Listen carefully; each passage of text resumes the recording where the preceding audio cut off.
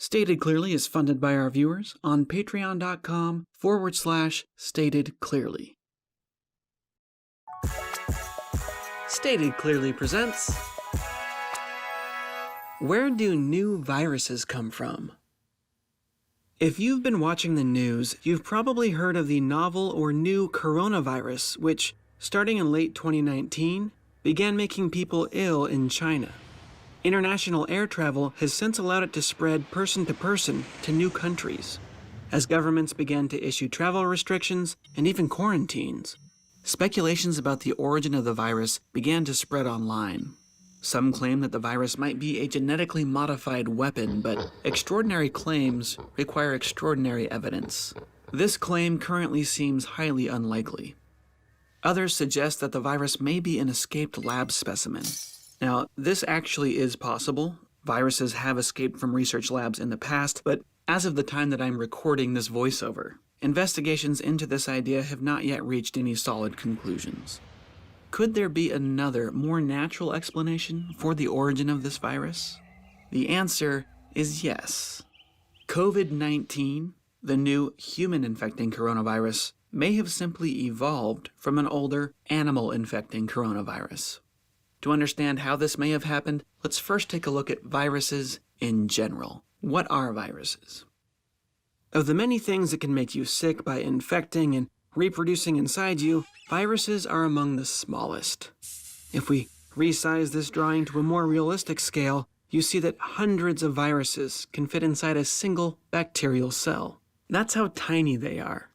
Thousands of different viral species have been studied and described by scientists so far. Millions more likely exist.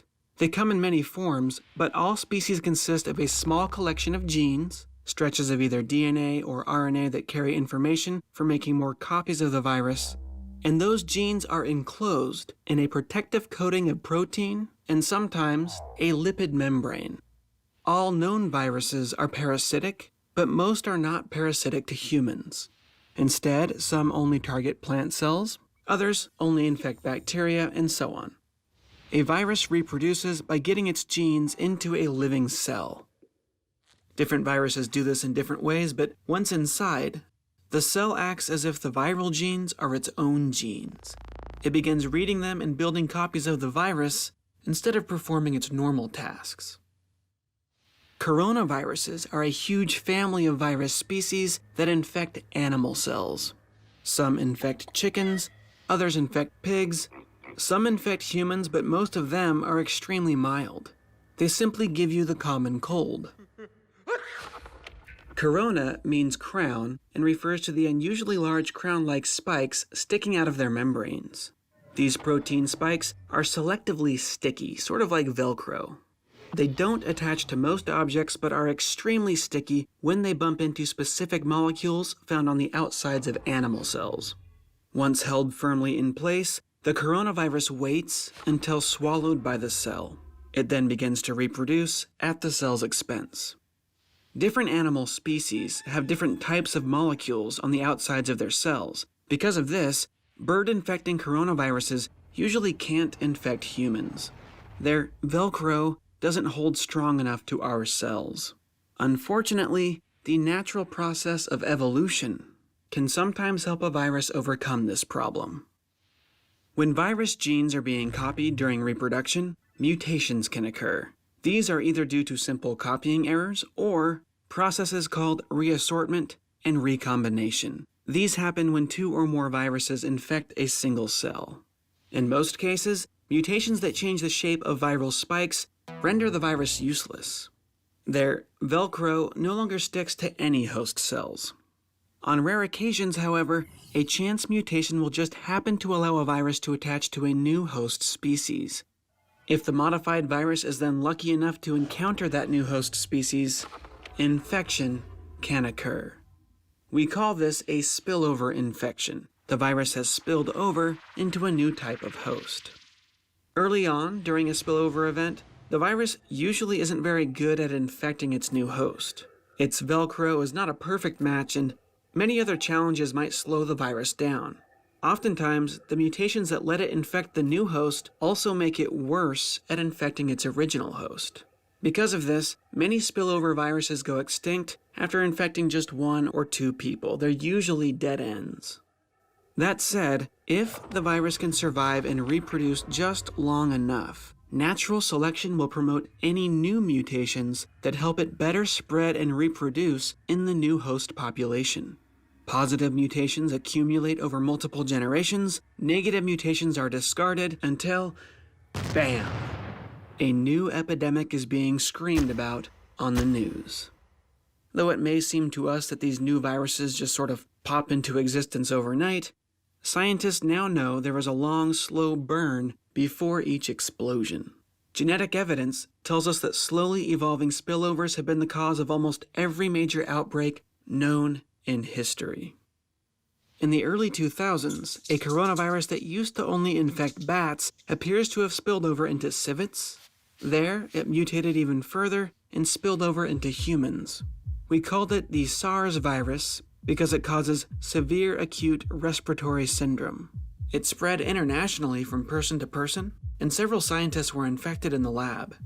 By the time the virus was contained, over 8,000 people had been infected, over 700 died.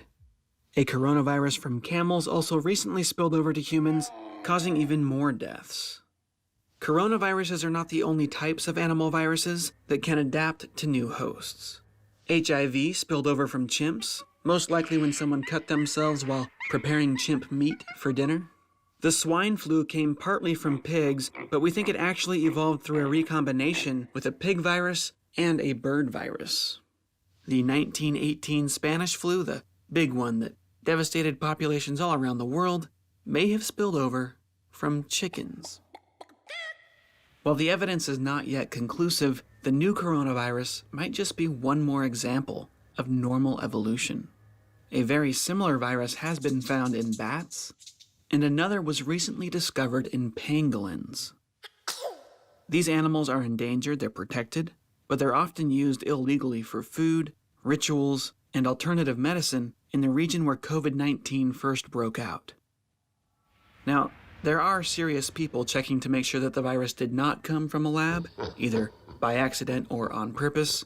After all, the technology to genetically modify viruses really does exist, but it's important to understand that the normal process of descent with modification, acted upon by natural selection, really does produce new viruses. It happens naturally.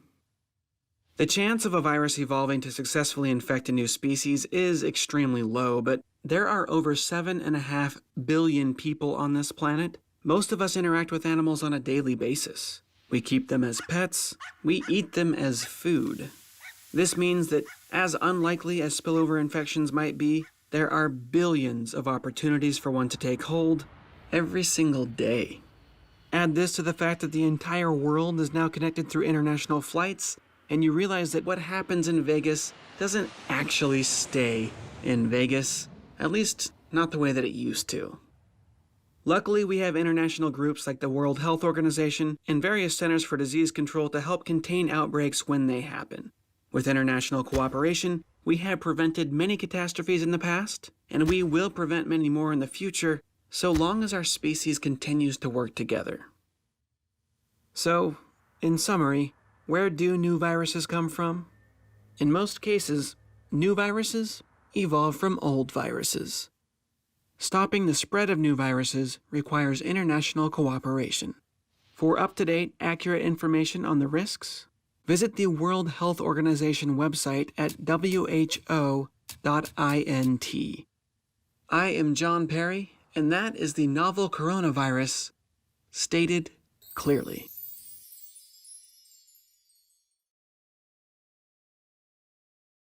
This episode of Stated Clearly was funded by our viewers on patreon.com/statedclearly. If you found this video helpful, please do consider contributing there as well.